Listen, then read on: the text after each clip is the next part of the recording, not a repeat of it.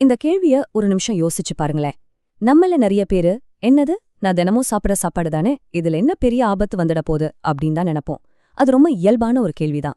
ஆனா அந்த இயல்பான பழக்கத்துக்கு பின்னாடி ஒரு அதிர்ச்சியான உண்மை ஒளிஞ்சிருக்கு. இது ஏதோ சும்மா சொல்ற விஷயம் இல்ல. இது மெடிக்கல் டேட்டா சொல்ற ஒரு கசப்பான உண்மை.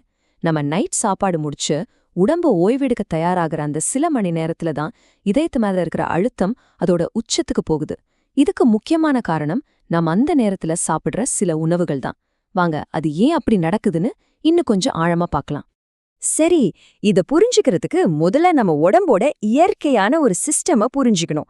நம்ம உடம்பு ஒரு சூப்பரான கடிகார மாதிரி.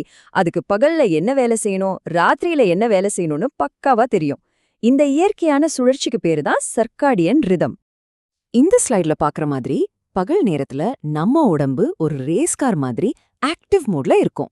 மெட்டபாலிசம் வேகமா இருக்கும், எல்லா உறுப்புகளும் டாப் கியர்ல வேலை செய்யும்.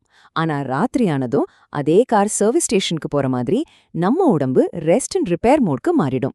இதயம் மெதுவா துடிக்கும், பிளட் பிரஷர் குறையும், உடம்புல இருக்கிற எல்லா பாகங்களும் தன்னைத்தானே சரி செஞ்சுக்கும். இதுதான் இயற்கையா நடக்க வேண்டிய ஒரு விஷயம்.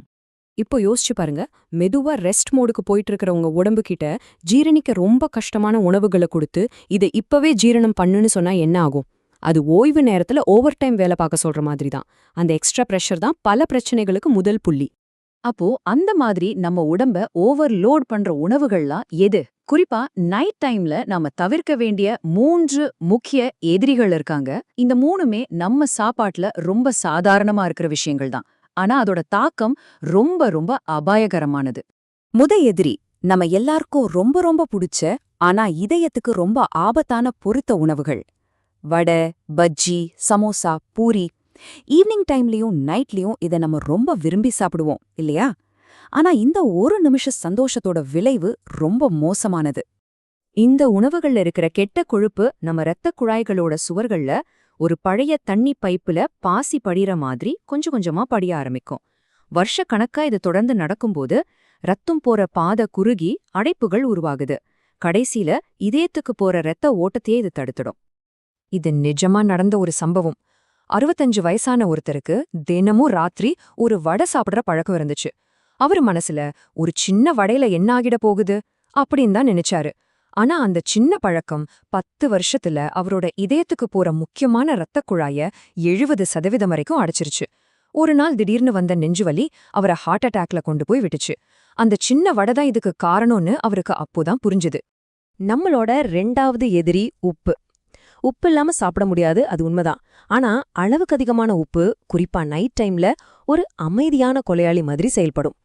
ஊறுகாய், சிப்ஸ், அப்பளம் இந்த மாதிரி பதப்படுத்தப்பட்ட உணவுகள்ல உப்பு ரொம்ப அதிகமா இருக்கும். நாம அதிகமா உப்பு சாப்பிடும்போது உடம்புல சோடியத்தோட அளவு அதிகமாகுது. இந்த சோடியம் உடம்புல இருக்கிற தண்ணிய வெளியே விடாம புடிச்சு வச்சுக்கும். இதனால ரத்தத்தோட மொத்த அளவும் அதிகமாகி இரத்தக் குழாய்கள்ல பிரஷர் அதிகமாகுது. இதுதான் ஹை பிளட் பிரஷர். இப்போ யோசிங்க, ஏற்கனவே ஓய்வு மோட்ல இருக்கிற இதயம் இந்த அதிகமான பிரஷரை சமாளிக்க எவ்வளோ கஷ்டப்பட வேண்டியிருக்கும்? 70 வயசான ஒரு பாட்டிக்கு ராத்திரி சாப்பாட்டுக்கு கண்டிப்பா ஊறுகாய் வேணும். சுவைக்காக தானே அப்படின்னு தான் அவங்க நினைச்சாங்க. ஆனா வருஷக்கணக்கா தொடர்ந்து இந்த பழக்கத்தால அவங்களோட பிபி மெல்ல மெல்ல ஏறிட்டே இருந்துச்சு. ஒரு நாள் ராத்திரி தூக்கத்துல திடீர்னு மூச்சு திணறல் வந்துச்சு. அது ஹார்ட் ஃபெயிலியரோட ஆரம்ப அறிகுறி. அந்த ஒரு ஸ்பூன் ஊறுகாய் அவங்க இதயத்தை எந்த அளவுக்கு பாதிச்சிருக்குன்னு பாருங்க. நம்மளோட 3வது எதிரி சர்க்கரை. இது ஒரு ட்ரோஜன் ஹார்ஸ் மாதிரி. இனிப்பா அழகா உள்ள வந்து உடம்புக்குள்ள பெரிய பிரச்சனையை உருவாக்கும். இது வெறும் ஸ்வீட்ஸ்ல மட்டும் இல்ல, நம்ம சாப்பிடுற வெள்ளை பிரெட்டு, பிஸ்கட்டு, மைதா பரோட்டா, கேக்கு, ஏன் நம்ம குடிக்கிற கூல்ட்ரிங்க்ஸ்ல கூட இது ஒளிஞ்சிருக்கு. இந்த மாதிரி உணவுகளை சாப்பிடும்போது அது ரத்தத்துல சர்க்கரையோட அளவை டமால்னு ஏத்தி விடும். இதை சமாளிக்க நம்ம கணையம் ரொம்ப அதிகமா இன்சுலினை சுரக்கும். இது ஒரு கதவை திரும்ப திரும்ப தட்டுற மாதிரி நினைச்சுக்கோங்க. முதல்ல திறப்பாங்க, ஆனா நீங்க விடாம தட்டிக்கிட்டே இருந்தா ஒரு கட்டத்துல கண்டுக்காம விட்டுடுவாங்க இல்லையா? அது மாதிரிதான் நம்ம செல்களும் இன்சுலினுக்கு சரியா ரெஸ்பாண்ட் பண்றதை நிறுத்திடும். இதுக்கு பேரு தான் இன்சுலின் ரெசிஸ்டன்ஸ். இதுதான் டைப் 2 டயபிட்டிஸ்க்கு ஒரு முக்கியமான காரணம்.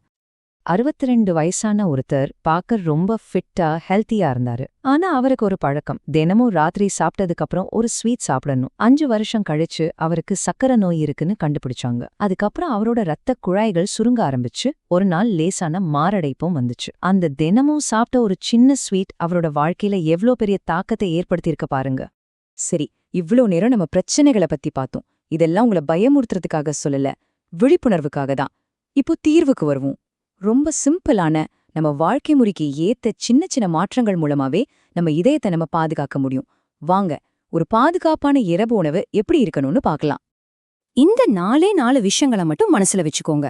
முதல்ல, தூங்க போறதுக்கு குறைஞ்சது 2 மணி நேரத்துக்கு முன்னாடியே சாப்பிட்டுடுங்க. அப்போதான் ஜீரணமாகறதுக்கு உடம்புக்கு போதுமான நேரம் கிடைக்கும். 2வது, இட்லி, தோசை, இடியாப்பம் மாதிரி எளிதா ஜீரணமாகிற உணவுகளை சாப்பிடுங்க. 3வது, எண்ணெய், உப்பு, சர்க்கரைய முடிஞ்ச அளவுக்கு குறைங்க. கடைசியா, காய்கறி சூப், சாலட், பழங்கள் மாதிரி விஷயங்களை உங்க இரவு சாப்பாட்டுல சேர்த்துக்கோங்க. இந்த ஸ்லைட பாருங்களேன், ரொம்ப சிம்பிளா புரியும். இடது பக்கம் இருக்கிற உணவுகள் உங்க இதயத்தோட எதிரிகள், வலது பக்கம் இருக்கிற உணவுகள் அதோட நண்பர்கள். சாய்ஸ் உங்க கையில தான் இருக்கு.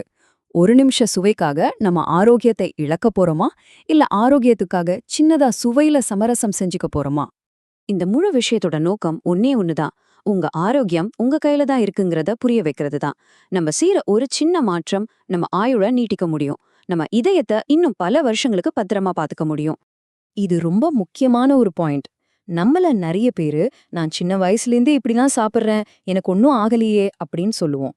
ஆனா 20 வயசுல இருந்த நம்ம உடம்பு வேற, 60 வயசுல இருக்கிற நம்ம உடம்பு வேற. வயசு ஆக ஆக நம்ம உடம்போட ஜீரண சக்தி, தன்னைத்தானே சரி செஞ்சுக்கிற திறன் எல்லாமே குறையும். அதனால நேத்து நமக்கு சரியா இருந்த ஒரு உணவு இன்னைக்கு நமக்கு ஆபத்தா மாறலாம். இந்த மாற்றத்தை நாம புரிஞ்சுக்கிட்டு அதுக்கேத்த மாதிரி நம்ம உணவு பழக்கத்தை மாத்திக்கிறது ரொம்ப அவசியம். சித்த மருத்துவத்துல சொல்ற ஒரு அழகான விஷயம், உணவே மருந்து. நீங்க சாப்பிடுற ஒவ்வொரு வாய் சாப்பாடும் உங்க உடலுக்கு மருந்தா வேலை செய்ய முடியும். அதே சமயம் தவறான தேர்வு செஞ்சா அதுவே விஷமாவும் மாற முடியும். குறிப்பா 60 வயசுக்கு மேல ஒவ்வொரு வேளை உணவும் ஒரு மருந்து மாதிரி. அத கவனமா தேர்ந்தெடுக்க வேண்டியது நம்ம கடமை. இந்த விளக்கத்தோட இறுதியில நான் உங்ககிட்ட ஒரே ஒரு கேள்விய மட்டும் விட்டுட்டு போறேன். இன்னைக்கு ராத்திரி உங்க தட்டுல என்ன இருக்க போகுது? அது உங்க இதயத்தோட நண்பனா இல்ல எதிரியா? யோசிங்க. ஒரு சின்ன மாற்றம் ஒரு பெரிய உயிரை காப்பாத்தும். உங்க இதயம் உங்களுக்கு கண்டிப்பா நன்றி சொல்லும்.